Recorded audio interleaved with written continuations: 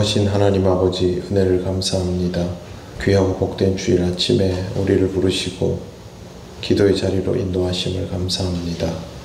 주의 말씀을 따라 기도의 자리로 나아가는 우리들 되게 하옵소서. 예수님 이름으로 기도드립니다. 아멘. 찬송가 487장 하나님께 찬양드립니다.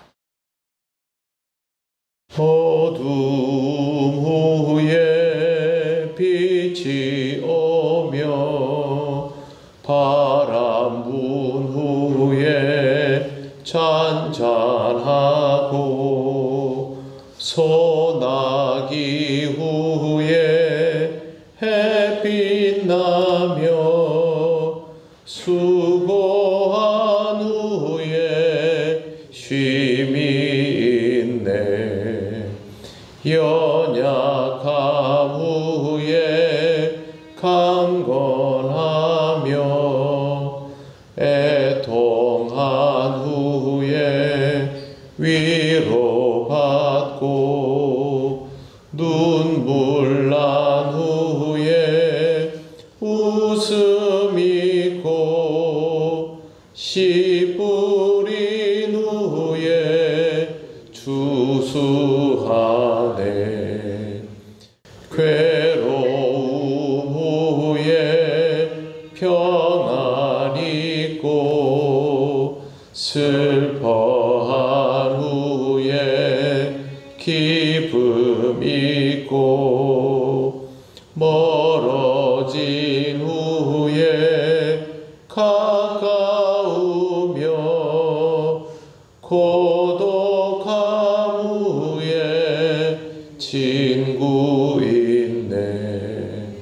고생한 후에 기쁨 있고 십자가 후에 영광 있고 죽음 온 후에 영생하니 이러한 도가 진리로다.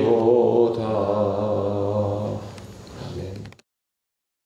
하나님 말씀 누가복음 22장 19절부터 23절까지입니다. 한 절씩 교독하겠습니다. 또 떡을 가져 감사기도 하시고 떼어 그들에게 주시며 이르시되 이것은 너희를 위하여 주는 내 몸이라. 너희가 이를 행하여 나를 기념하라 하시고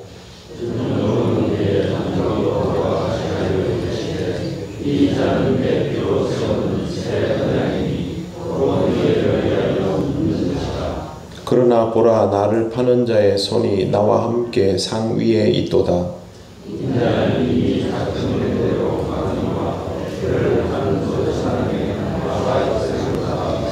같이 읽겠습니다. 그들이 서로 묻되 우리 중에서 이 일을 행할 자가 누구일까 하더라. 아멘. 예수님께서 유월절 만찬을 준비하게 하신 것은 만찬을 즐기려는 것이 아니라 이 식사를 통해서 제자들이 예수님과의 이별 이후에 어떤 삶을 살아야 하는지를 가르쳐 주시기 위함이었습니다. 떡을 가져서 감사기도 하시고 떼어 주시며 그들에게 이르시되 이것은 너희를 위하여 주는 내 몸이라. 너희가 이를 행하여 나를 기념하라 하셨습니다. 떡이 주님의 몸은 아닙니다. 지금 예수께서 손에 들고 말씀하시는 떡은 받아먹는 음식일 뿐입니다. 예수님은 이 떡을 통하여 예수님의 죽음을 상징적으로 설명하시는 것입니다. 우리는 주님께서 십자가를 지셔서 몸을 상하고 죽으시는 것이 우리를 위하여 친히 육체를 내어주시는 사건임을 기억해야 합니다. 주께서 의도적으로 육체를 입고 와서 의도적으로 죽음을 감당하신 것이기 때문입니다. 신이 뭐하러 인간의 고통을 감내하려 하겠습니까? 하지만 인간의 죄를 무효화하면 하나님의 공의가 무너지기 때문에 죄도 없으신 하나님의 아들이 직접 인간의 죄를 짊어짐을 통하여 공의를 지켜내며 모두를 구원하시려고 육체 그대로 고난받고 죽으신 것입니다. 그러므로 우리는 예수님의 십자가의 죽음을 있는 그대로 받아들여야 합니다. 신이기 때문에 고통스럽지 않을 것이라고 생각해서는 안 됩니다. 우리와 똑같은 사람으로 이 땅에 오셨기 때문입니다. 죄가 없는데 죄값을 치루었기 때문에 대속이 성립되는 것입니다. 20절 저녁 먹은 후에 잔도 그와 같이 하여 이르시되 이 잔은 내 피로 세우는 새 언약이니 곧 너희를 위하여 붓는 것이라. 잔을 가지고도 말씀하여 주셨습니다. 이 잔은 피로 세우는 새 언약이다. 피로 세운다라는 말은 피를 흘리고 죽으심을 통하여 새로운 언약, 즉 구원의 약속이 인정되었다는 뜻입니다. 이것도 역시 같은 의미입니다. 예수님께서 직접 당하신다라는 뜻입니다. 그렇기 때문에 우리는 주님의 십자가 지심을 결코 잊지 말아야 합니다. 예수님도 이렇게 말씀하셨습니다. 너희가 이를 행하여 나를 기념하라. 떡이 예수님의 몸은 아니지만 이 떡을 떼는 것으로, 또 잔이 예수님의 피는 아니지만 이 잔을 나누는 것으로 주님을 기념하라는 것입니다. 이것이 우리가 성찬식을 잊지 않고 하고 있는 이유입니다. 교회를 대표하는 것을 교회의 표지라고 부릅니다. 교회의 표지는 말씀과 성례입니다. 그리고 성례는 세례와 성찬입니다. 교회에서 성찬은 그만큼 중요한 비중을 가지고 있는 것입니다. 지금은 매주 성찬이나 매달 성찬을 하지는 않습니다. 그러나 매주일의 예배가 성찬과 다름없는 의미로 드려져야 한다라는 것은 틀림없는 사실입니다. 우리가 성찬을 할 때만 성찬을 의식하는 것이 아니라 매번의 예배에서 또 그리고 우리의 삶 속에서 우리를 위하여 십자가를 지신 예수 그리스도가 잊지 않고 기억이 되어야 하는 것입니다. 그런데 21절을 보십시오. 그러나 보라 나를 파는 자의 손이 나와 함께 상 위에 있도다. 이는 가룟 유다를 가리키는 말입니다. 예수님께서 성찬을 통하여 죽음에 관한 이야기를 하시는 그때에 가룟 유다는 그 자리에 있으면서도 다른 생각을 품고 있는 중입니다. 그가 다른 생각을 하고 있는 것은 22장 3절에서 6절을 보면 알 수 있습니다. 유다의 대제사장과 성전 경비대장과 모의를 한 이후부터는 예수님을 넘겨줄 기회만 찾고 있기 때문입니다. 주님과 함께 하면서 주님과는 다른 생각을 하는 것은 그야말로 최악입니다. 최악도 이런 최악이 없습니다. 이런 사람의 미래에 대하여 주님은 다음과 같이 말씀하십니다.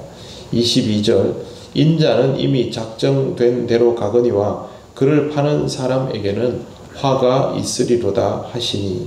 예수님은 이미 다 알고 계셨던 것입니다. 유다가 이 현장에서 이 말을 들었을 때 마음에 좀 찔림이 있지 않았겠습니까? 하지만 유다는 그것을 멈추지 않습니다. 사탄의 역사가 그로 하여금 회개하기보다는 이 일을 더욱 열심히 하도록 위력을 발휘하기 때문입니다. 제자들은 궁금해합니다. 23절 그들이 서로 묻되 우리 중에서 이 일을 행할 자가 누구일까 하더라. 제자들은 누구인지 모르지요. 그러나 당사자와 주님은 압니다. 모두 함께 있습니다. 그러나 이것은 아직 동행이 아닙니다. 배반을 위한 동행은 동행이라고 할 수 없습니다. 주님과 동행하는 우리의 모습이 만약 배반을 위한 전주곡이라면 예수님의 말씀처럼 하나님 나라가 완성되는 그 영광스러운 날에 복을 입는 것이 아니라 화가 있을 것입니다. 그러므로 우리는 유다의 길을 가지 않도록 주의 십자가를 기억하고 기념하는 그리스도인으로서의 삶을 온전하게 살아가야 할 것입니다. 오늘 거룩한 주일도 주님의 십자가 사랑을 기억하고 그 사랑에 감사하는 귀하고 복된 날이 되시기를 바랍니다. 기도드리겠습니다. 하나님 은혜를 감사합니다. 오늘도 하나님의 은혜로 주의 말씀을 함께 나누었습니다. 우리에게 허락된 이 성찬의 자리를 귀히 여기게 하시고 성찬을 통하여 주님이 기뻐하시는 삶의 자리로 나아가게 하여 주옵소서. 우리가 그리스도인이라는 사실을 한시도 잊지 않고 살아가게 하옵소서. 오늘 거룩한 주일 오직 하나님께만 영광 돌리기를 원하오며 예수님 이름으로 기도드립니다. 아멘. 하늘에 계신 우리 아버지, 아버지의 이름을 거룩하게 하시며 아버지의 나라가 오게 하시며 아버지의 뜻이 하늘에서와 같이 땅에서도 이루어지게 하소서. 오늘 우리에게 일용할 양식을 주시고 우리가 우리에게 잘못한 사람을 용서하여 준 것 같이 우리 죄를 용서하여 주시고 우리를 시험에 빠지지 않게 하시고 악에서 구하소서. 나라와 권능과 영광이 영원히 아버지의 것입니다. 아멘.